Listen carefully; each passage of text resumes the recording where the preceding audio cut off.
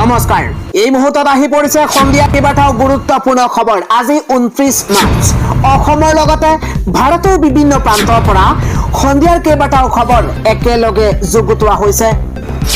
এই মুহূৰ্তত জনাই আছো সন্ধিয়াৰ গুৰুত্বপূৰ্ণ খবৰ। মেট্ৰিক পৰীক্ষাৰ ফলাফলৰ দিন ঘোষণা কৰা হৈছে। ছাত্ৰ ছাত্ৰীসকলৰ বাবে অত্যন্ত ভাল খবৰ আহি পৰিছে, কিয়নো মেট্ৰিক পৰীক্ষাৰ ফলাফলৰ দিন ঘোষণা কৰা হৈছে। অহা 10 এপ্ৰিলত ঘোষণা কৰা হ'ব মেট্ৰিক পৰীক্ষাৰ ফলাফল। ইতিমধ্যে ৰাজ্যৰ মুখ্যমন্ত্ৰী হিমন্ত বিশ্ব শৰ্মাই বৃহৎ ঘোষণা কৰিছে। ব্ৰেকিং নিউজ, মেট্ৰিক পৰীক্ষাৰ্থীলৈ ভাল খবৰ। এই মুহূৰ্তত মুখ্যমন্ত্ৰীগৰাকীৰ মন্তব্য, অহা 10 এপ্ৰিলত ঘোষণা কৰা হ'ব মেট্ৰিকৰ ফলাফল। নিৰ্বাচনী প্ৰচাৰৰ মাজতেই ঘোষণা কৰিছে মুখ্যমন্ত্ৰীগৰাকীয়ে। বিগ ব্ৰেকিং, মেট্ৰিকৰ ৰিজাল্ট কেতিয়া দিব বুলি প্ৰশ্ন কৰিছিল ভাগিনী, আৰু তাৰ পাছতেই মুখ্যমন্ত্ৰীগৰাকীয়ে কৈছে 10 এপ্ৰিলত দিব মেট্ৰিক পৰীক্ষাৰ ৰিজাল্ট। মেট্ৰিকৰ ফলাফলক লৈ ডাঙৰ ঘোষণা ৰাজ্যৰ মুখ্যমন্ত্ৰী হিমন্ত বিশ্ব শৰ্মাৰ। পৰৱৰ্তী খবৰটো হৈছে অখিল গগৈয়ে শিৱসাগৰত মোক চিনাকি কৰাই দিয়াৰ কোনো প্ৰয়োজন নাই, মই শিৱসাগৰৰে মানুহ, ইতিমধ্যে হাৰিম বুলি ভয় খাইছে অখিল গগৈয়ে। আৰু তাৰ বাবেই মিত্ৰজোঁটৰ প্ৰাৰ্থী প্ৰদীপ হাজৰিকাৰ সন্মুখত আত্মসমৰ্পণ কৰিছে অখিল গগৈয়ে। অখিল গগৈৰ বিৰুদ্ধে এইদৰে পুনৰ খুচ্চাৰ হৈ পৰিছে শিৱসাগৰৰ বিজেপি প্ৰাৰ্থী কুশল দুৱৰী।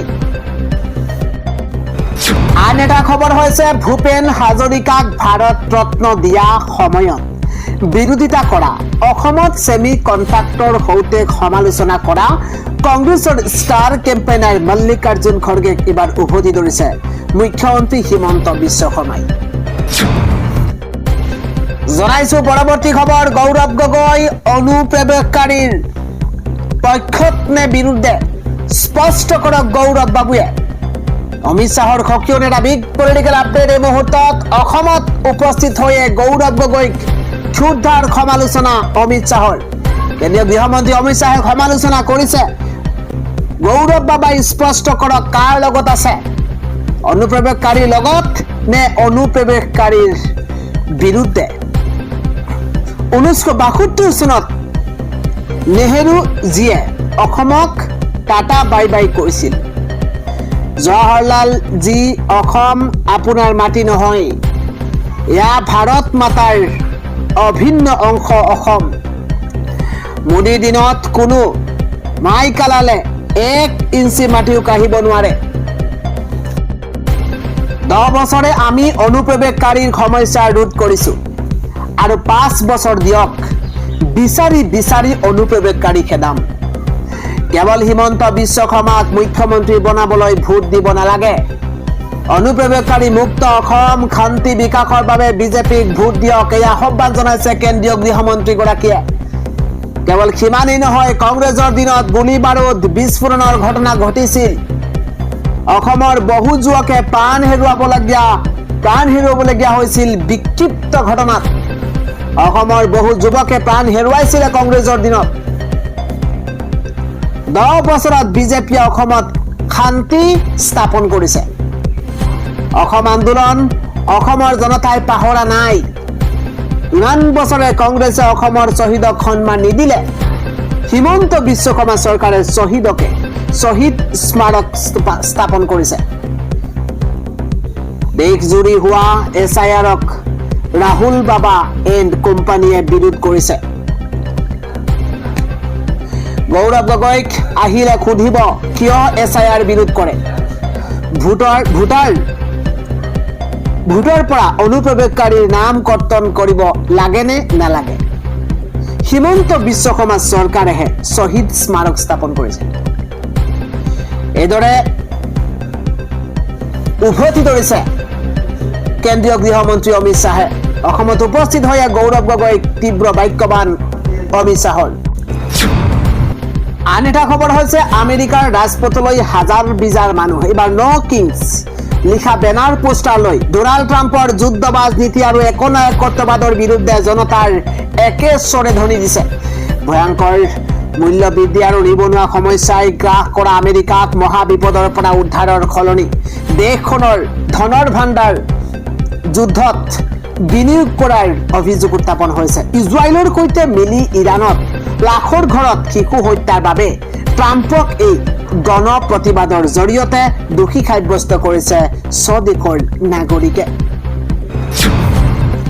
জনাইছো পৰৱৰ্তী খবৰ। বিৰোধী ঐক্যবদ্ধ হোৱাৰ পাছত মানুহে সাহস পাইছে। এতিয়া হিমন্ত বিশ্ব শৰ্মাৰ স্বেচ্ছাচাৰী শাসন আমি শেষ কৰিব পাৰিম।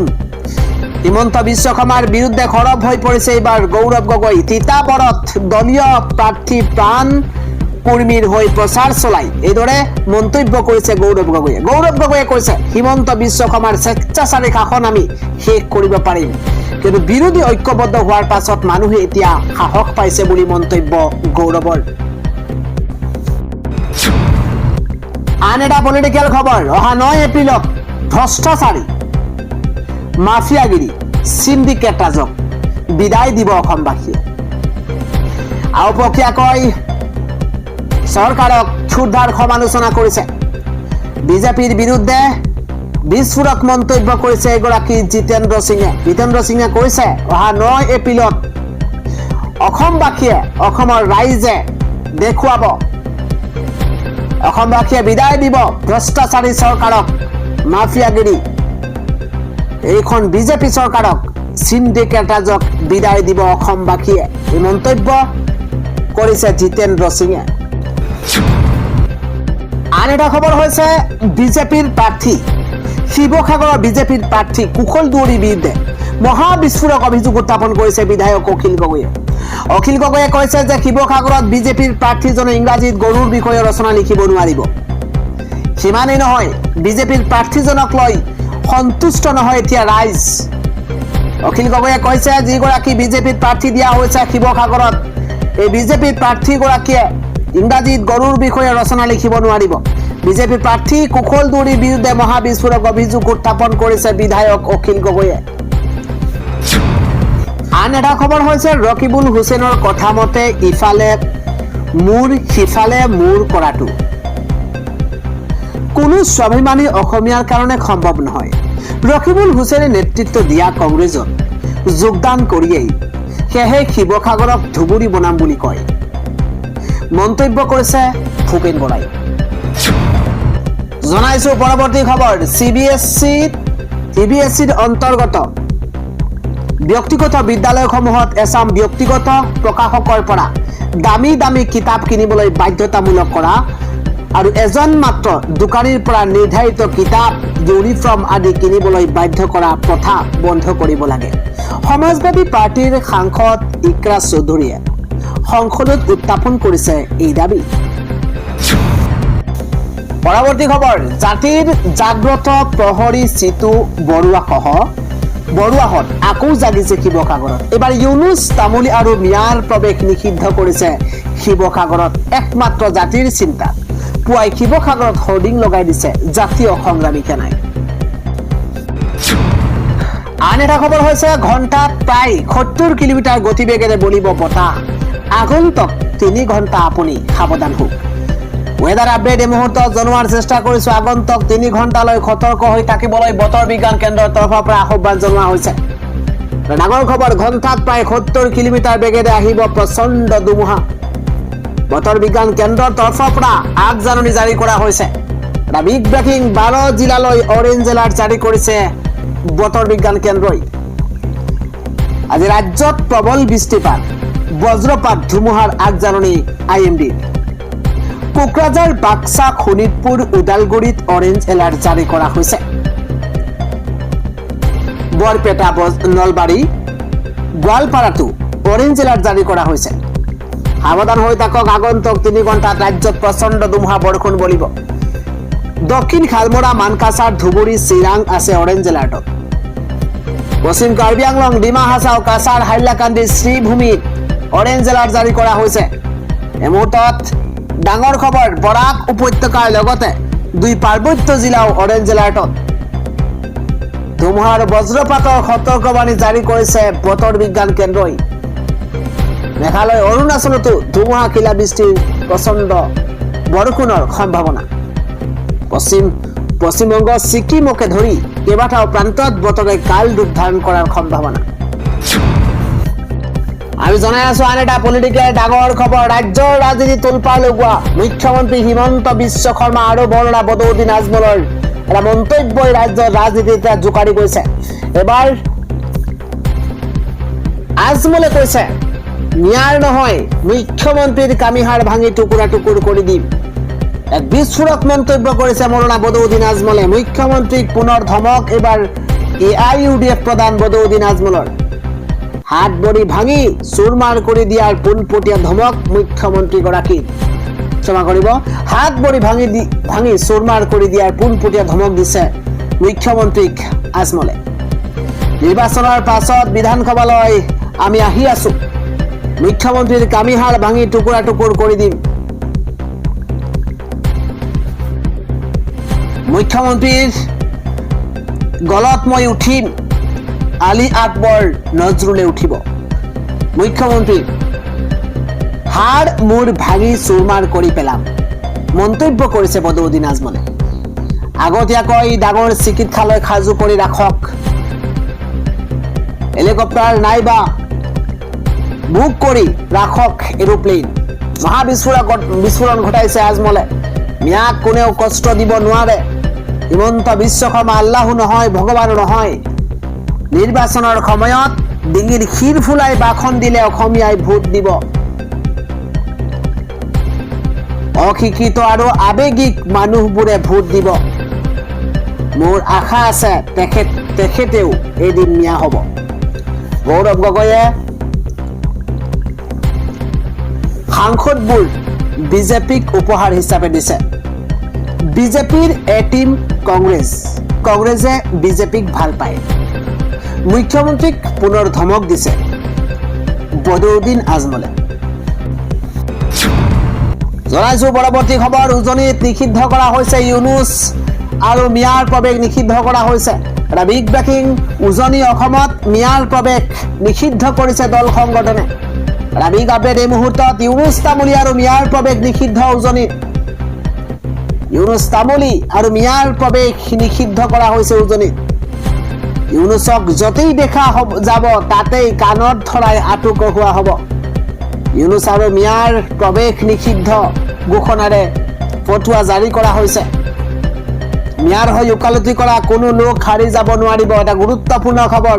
ইউনুছ তামুলীৰ দৰে পানী গুণ্ডালৈ আমি কেৰেপ নকৰো। কঠোৰ শক্তিৰে জাতীয় সংগ্ৰামী সেনা চিতু বৰুৱাৰ হুংকাৰ।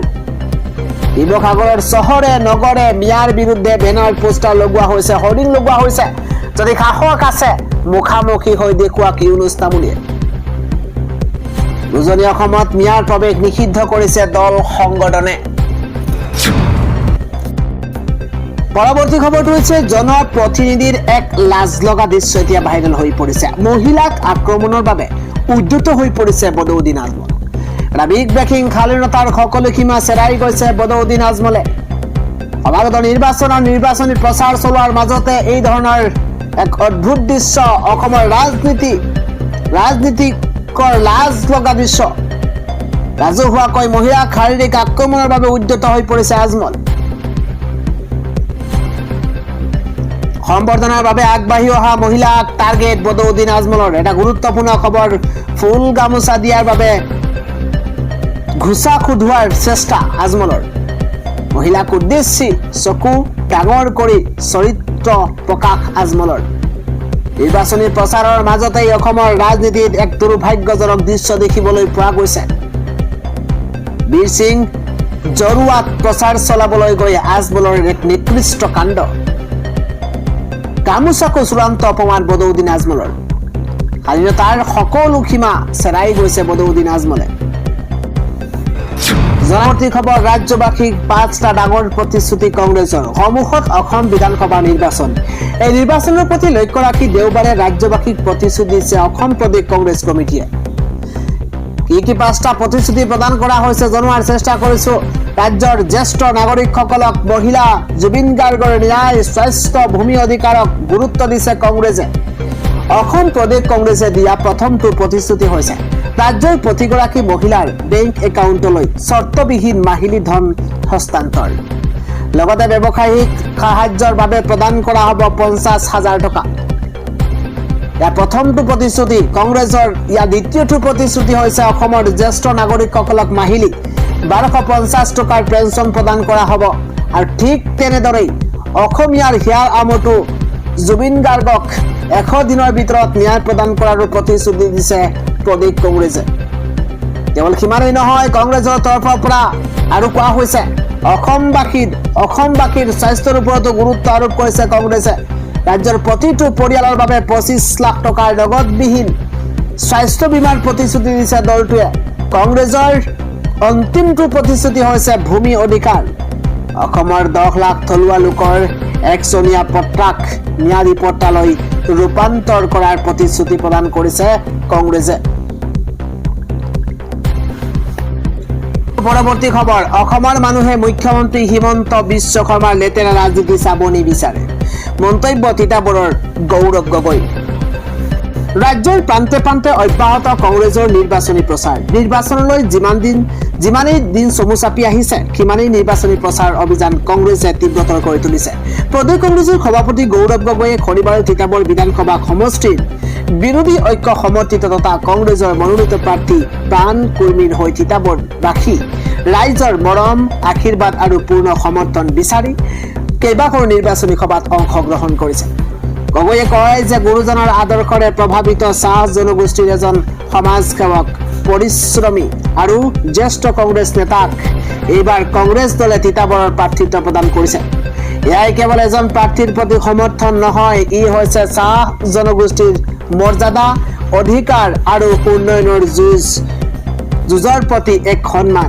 গৌৰৱ গগৈয়ে তিতাবৰবাসী ৰাইজৰ হাতত হাত ধৰি কংগ্ৰেছ দলৰ প্ৰাৰ্থী প্ৰাণ কুৰ্মীক জয়ী কৰাবলৈ আহ্বান জনাইছে।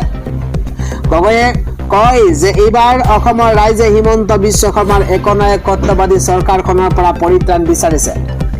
অসমৰ ৰাইজে হিমন্ত বিশ্ব শৰ্মাক এইবাৰ বিদায় দিব বুলিও কৈছে গৌৰৱ গগৈয়ে।